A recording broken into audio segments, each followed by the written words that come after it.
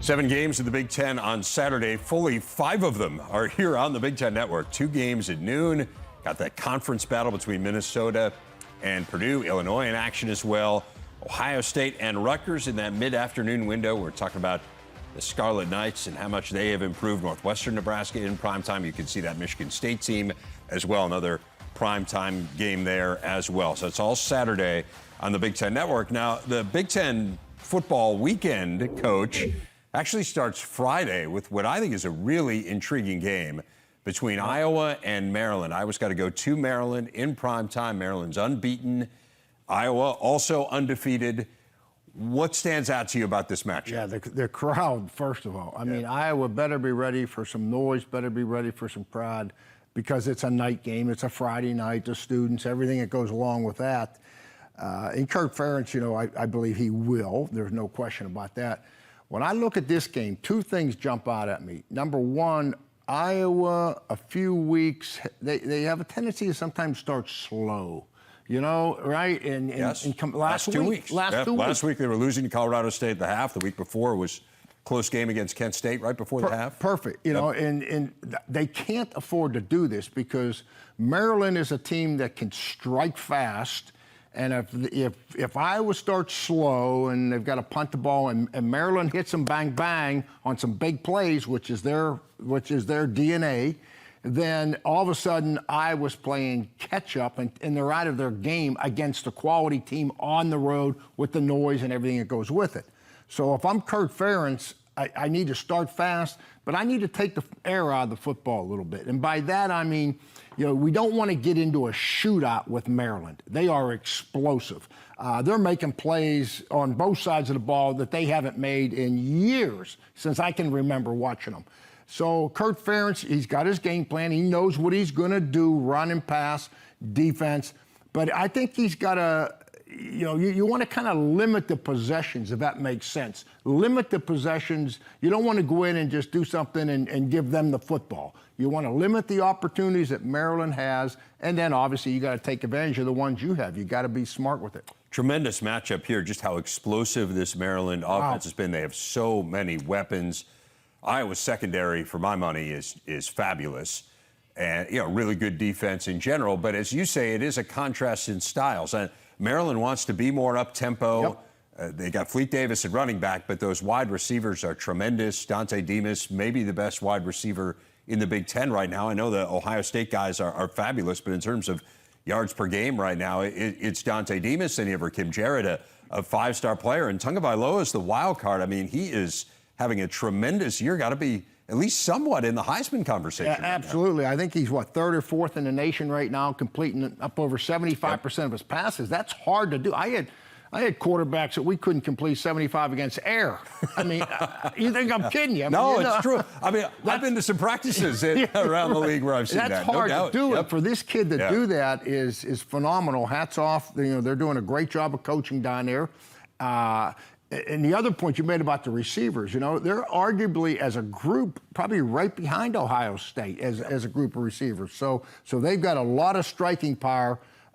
It's going to be a tough matchup for Iowa. And the question, of course, for Iowa has been whether or not their offense is good enough. And, you know, I think people are overlooking how much better this Maryland defense is. To me, that's the story. This is a top 10 scoring defense in the country. Great point. Yep. And if you would have told me that at this point, really at the beginning of the year, certainly at this point, you know, middle of last year, whatever, you know, this point last year we weren't playing football, but middle of last year, if you would have said, well, you know, a year from now, Maryland's going to have a top 10 scoring defense in the country, I would have told you were nuts. I mean, that's where they've really transformed the program, because you can be one of these up-tempo teams that chucks it all around, but if your defense can't back it up, then you get into these shootouts. And that's the number one, that's the key stat. I mean, we can talk about how many big plays and how we're doing passing yards and all this stuff.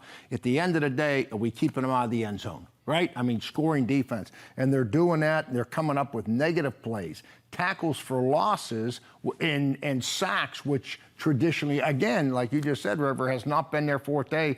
So this is, everyone just wants to talk about Leah, the quarterback, and the passing. Well, it's a team. I mean, these guys are winning because they're playing great football on both sides of the football. And a similar story with Mike Locksley to what we were talking about earlier, right? Which is kind of this notion of hey, you reinvent yourself and you reinvent your career. And for Mike Locksley, it was going and spending time with Nick Saban, being on his staff after things did not go well at all when he was the head coach at New Mexico. And now he gets what, in many ways, is his dream job. I mean, he's from the Washington, D.C. area. He grew up following Maryland, and to have the opportunity, I mean, it's different for Mel in that this is kind of like the one job that he would have targeted. Right. But it's similar to Mel in kind of this notion of you reinvent yourself and you figure out who you are as a coach and you figure out how to get better. And Mike Locksley has certainly done that. Absolutely. And he's in an area, we talk about Maryland for a minute. When I coached at Pitt for a lot of years, as we know, and that was always a hotbed for recruits. And we would get on there and get some players. People would go in there and take the players, and I always scratch my head and say, how come these kids aren't going to Maryland? Well, guess what? They're going to Maryland now. So he's X and O's. We're seeing right now what's happening from a coaching perspective. But off the field, he's making a lot happen, and he's getting a lot of support from their big boosters. The arrow's definitely pointing up for Maryland. It is indeed. They have a huge game coming up this weekend. We mentioned Jack Campbell, the outstanding linebacker from Iowa. He will join us next as we continue here on Big Ten Today. The Iowa Hawkeyes third in the nation in scoring D, and Jack Campbell a huge part of the reason why the reigning Big Ten Defensive Player of the Week, third in the league in tackles, 18 stops in the win over Colorado State Saturday. That was a career high. Also recorded his second fumble recovery of the year, which ties him for the national lead. He broke up 3 passes, and he is today's big interview. Joining us now here on the Big Ten Network from Iowa's indoor practice facility. And Jack, first of all, congratulations on that award. Did you feel particularly dialed in on Saturday? Like, did you know before the game, hey, I'm based on what I saw on film and whatnot, I think I'm ready to have a big game? I appreciate that. I just took it like a one game at a time kind of approach, one play at a time mentality. I wouldn't say like I felt like I was going to have like a huge game. I mean, I always expect to just be able to make the plays that I can make for the defense to set us up to be successful. So just need to continue to do that and continue to improve. So this defense has been so good. I mean, year in and year out, you can count on these Phil Parker defenses. I talked about a little bit with Coach Ferentz in the preseason that maybe he doesn't get the recognition that he deserves nationally. Why is Iowa defense so good year in and year out? And give us a sense of what Phil Parker has to do with that.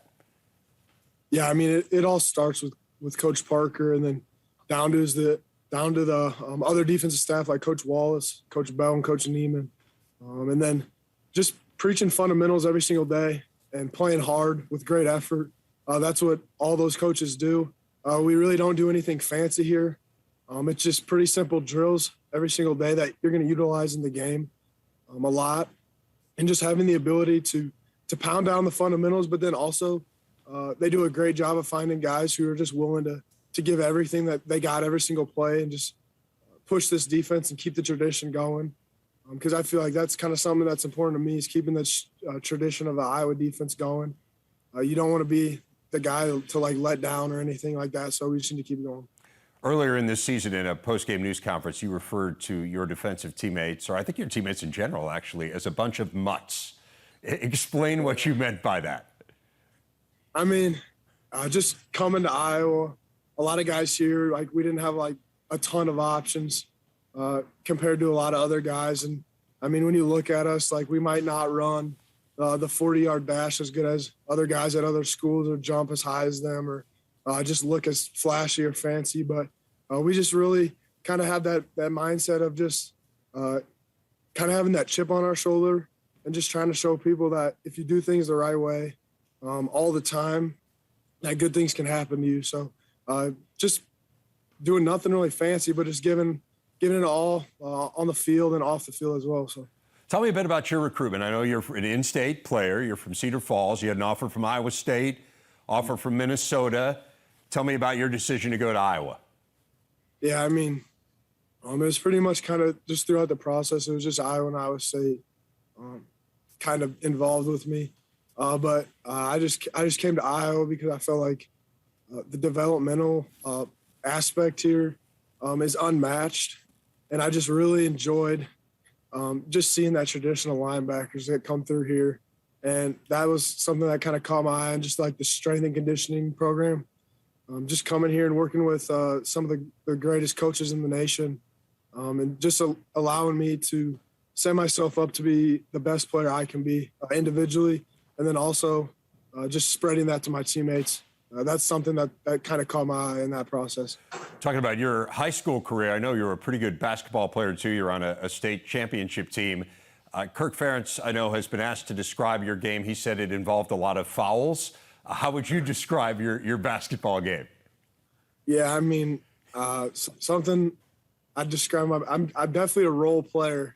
Like I figured out my role. And what was that role? What was that role? That was to set really good screens for a pretty good guy named AJ Green. Yeah. And then also go and rebound the ball. And play defense. So I kind of bought into that process, and just knowing that I might not get all the shots or get all the points, but if I can do my role to the best of my ability, it just sets my team up for success. And we found that two years in a row. So that's kind of a mentality I brought into here. Like, I might not make all the plays, but if I'm just doing my job, it's just going to set someone else up. So. Well, you have a tough job ahead of you this week, and Maryland is really good. We were just talking about their offense and how dynamic it is. What do you see when you look at them on film? Yeah, I mean, it all starts with their quarterback. He's very talented. And then you go out to the receivers and backs. They all have high potential. And then also their offensive line's a veteran outfit. So this is going to be a challenge. And then their head coach and offensive coordinator do a good job just with the schemes and just getting guys moving in places that they want them, and then they'll come back to that and run maybe a counter off that. So just being ready to go and locked into our keys, and keeping our eye discipline is going to be important this week. One last thing I wanted to ask you about. I know you're really involved in the community, and Iowa does such an incredible job of connecting with the Children's Hospital that, of course, is right across the street. Everyone is certainly familiar with the famed wave at the end of the first quarter. It is really something. I know there's a young man named Bentley Steven that you have connected with particularly. Give us a sense of what's been meaningful to you in that relationship. Yeah, so this was actually brought up to me from my dad. I just heard his story, and I was really inspired by it, just because, I mean, I have the ability to get to come here every single day and be fully healthy. And I feel like some days, some guys can get down on themselves, but just looking up at that hospital and seeing all those kids and the battles they have to go through, you guys might think we're tough, but those kids up there are 100 times tougher than us. And I can never imagine going through what they go through. So just being able to make maybe a kid's day a little bit easier, or a family's day a little bit easier, and just give them some hope when times are hard, that just kind of means a lot to me, just because, I mean, so many people just, I feel like in society today, just overlook things and kind of want individual, an individual spotlight, but that's not what it's all about. Just getting the light on kids who just will never have the opportunities we have to come out here and play football every single day. And I'm so blessed, and I'm so thankful for that. But just making sure that we give back. That's something that's so kind of ingrained in this program. And Coach Ferentz is just giving back to anything we can do, making someone's life easier. That's kind of the name of the game right there. So really well said. Thanks a lot, Jack. It is amazing, the relationship with this team and the Children's Hospital. Bentley was the kid captain last week, and I know a great thrill for him, and really amazing what this Iowa football team has done with the Children's Hospital. And great to see what you've done on the field as well. Really looking forward to the game on Friday night. Best of luck. Appreciate you taking a little time out of your week. Yeah, I appreciate it, sir. Thank you. Are joined each and every week by Pat Forde of Sports Illustrated. Among the topics we want to talk about with him, this Penn State Nittany Lions team, multiple ranked wins for them. You see the turnover margin has been outstanding, and one of the best scoring offenses in the country for Penn State, a team a lot of people feel like is a playoff team right now. And as Pat joins us right now, Pat, where do you have Penn State in terms of your playoff contenders? Just on the outside, Dave, they've had a very good start to the season, obviously, but a little bit of diminished victories for them over Wisconsin and Auburn, given where those two teams have gone since then. Wisconsin obviously struggled big time against Notre Dame, and Auburn was frankly very fortunate to beat Georgia State, needed a questionable call to go their way, and then a fourth down kind of desperation pass to win that game. So I would say Penn State right now, I'd have them number 5 probably in my rankings, but their destiny is completely within their control. You had a chance to see Wisconsin in person this week. I know you were at the game against Notre Dame. It was somewhat underwhelming, to say the least, certainly offensively, and then just the complete collapse in the fourth quarter. What did you make of the Badgers? Well, I'm just really surprised at the way they've struggled. I thought, with Graham Mertz being back, but not only that, with a veteran receiving core for him to throw to, I just expected that passing game to look a lot better than it has. And the struggles there have gotten really, pretty problematic. I don't know whether they can go with Wolf at quarterback this week or not, but, you just see Graham Mertz just struggling, and you think that there's a confidence crisis for him right now.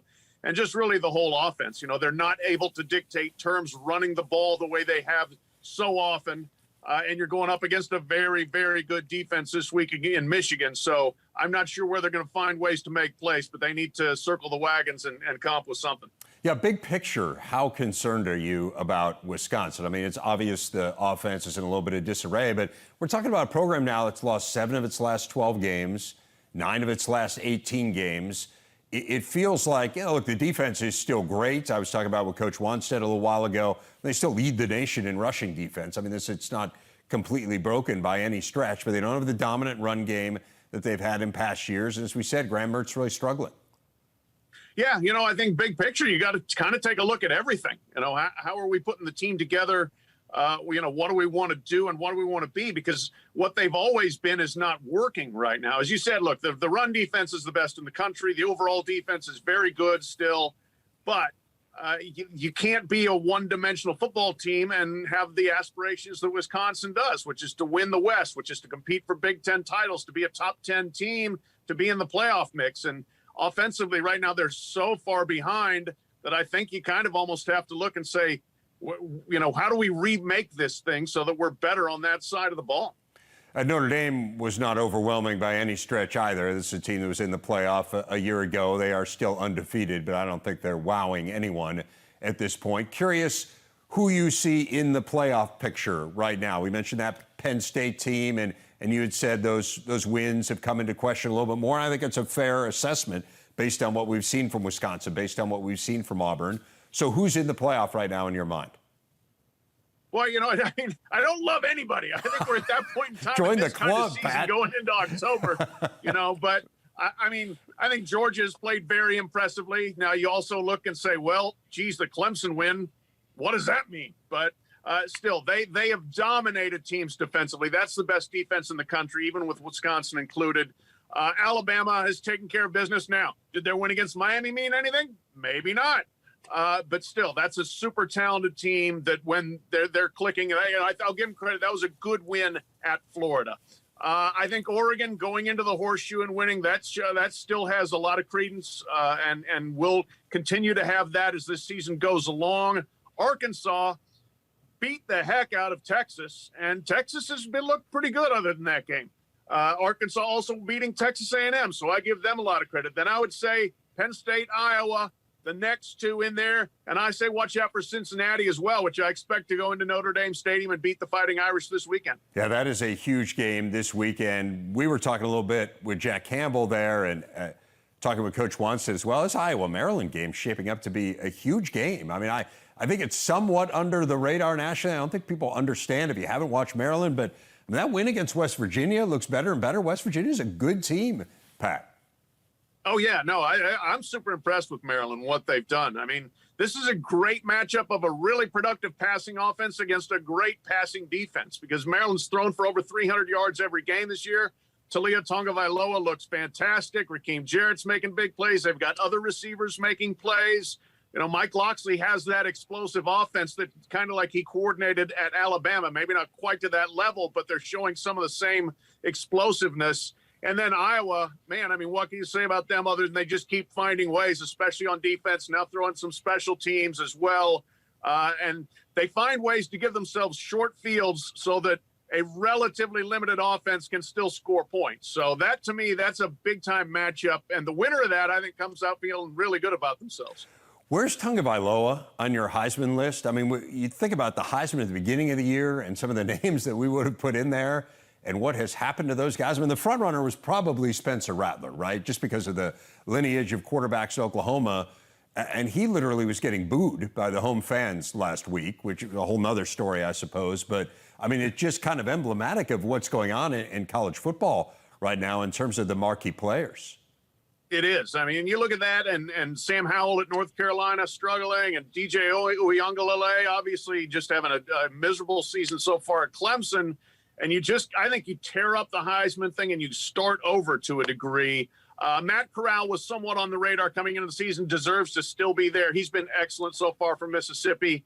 Bryce Young at Alabama has played great so far. The guy that I think is not getting enough credit is Grayson McCall at Coastal Carolina. Leads the nation by a long way in pass efficiency.